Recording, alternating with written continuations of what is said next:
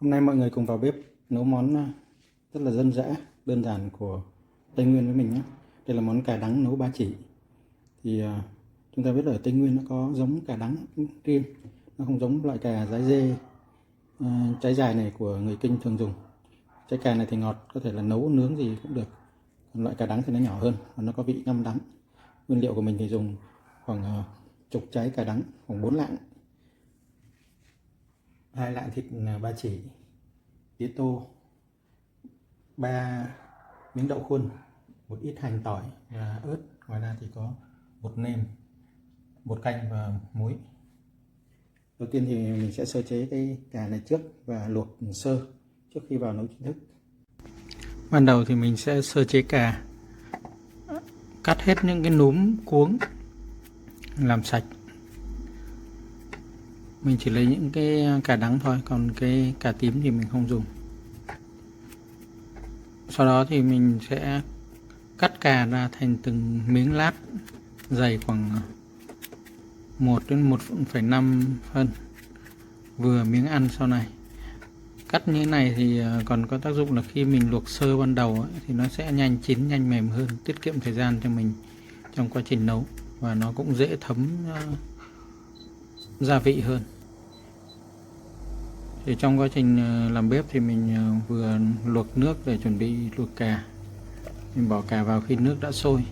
Còn bên này thì mình sẽ tranh thủ chiên đậu cho nó vàng và săn cái lớp vỏ bên ngoài thì nấu nó đỡ bị nát. Khi cà vừa chín tới rồi thì mình sẽ tạm tắt bếp một chút, tranh thủ lật chả đậu, rồi quay ra mình sẽ đổ cà ra cho nó ráo nước để chuẩn bị nồi nấu. Khi đậu được rồi thì mình bỏ ra dĩa. Sau đó thì tiến hành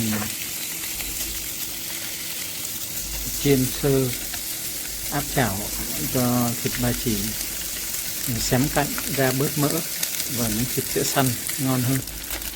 Có một số người nấu thì tiết kiệm thời gian không đảo xém cạnh. Bắt đầu thì mình xào thịt với hành tỏi mọi người nhé, cho nó thấm gia vị vào thịt trước. Một chút mắm, một chút bột nêm, một chút bột canh, xào sơ cho nó thấm gia vị.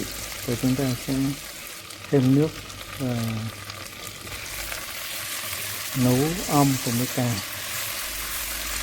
Lúc này thì chúng ta đảo cho cà nó cũng ngấm gia vị một chút. Sau đó thì chúng ta thêm nước. Lượng nước thì vừa đủ, sắp là được, đừng có nhiều quá, nó làm nhạt cái vị của cà.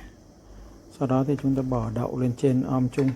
Do đậu thì nó nhanh mềm, nhanh nát nên chúng ta bỏ sau một chút, rồi om chung với cả đậu. Trước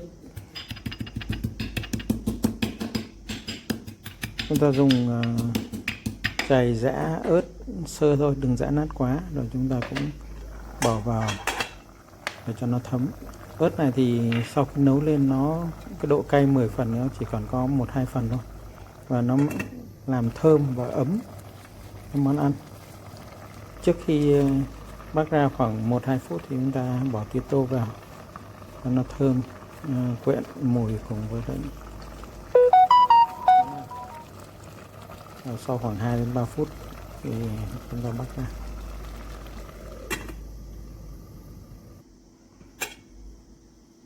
Tổng quá trình thì khoảng mất 10 đến 15 phút om, do chúng ta đã sơ chế hầu hết các gia vị.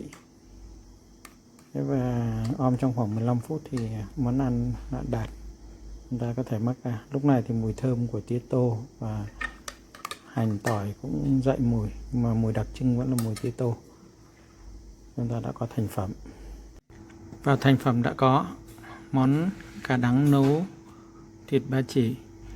Khi dùng chúng ta nên mix các thứ với nhau, một miếng thịt, một miếng cà, và nhất quyết là phải có miếng lá tía tô. Chúng ta ăn chung với nhau. Nếu mà nhạt thì chúng ta có thể chấm thêm một chút mắm, ăn chung với nhau, và kèm thêm một miếng ớt xanh nữa thì đủ vị. Nó sẽ làm thơm ấm nồng món ăn. Và ngoài ra thì chúng ta cũng có thể là làm miếng nước canh, nó cũng rất là thanh. Và chúng ta đừng kỳ vọng là nó sẽ đậm đà béo như là những cái món nấu nhiều thịt.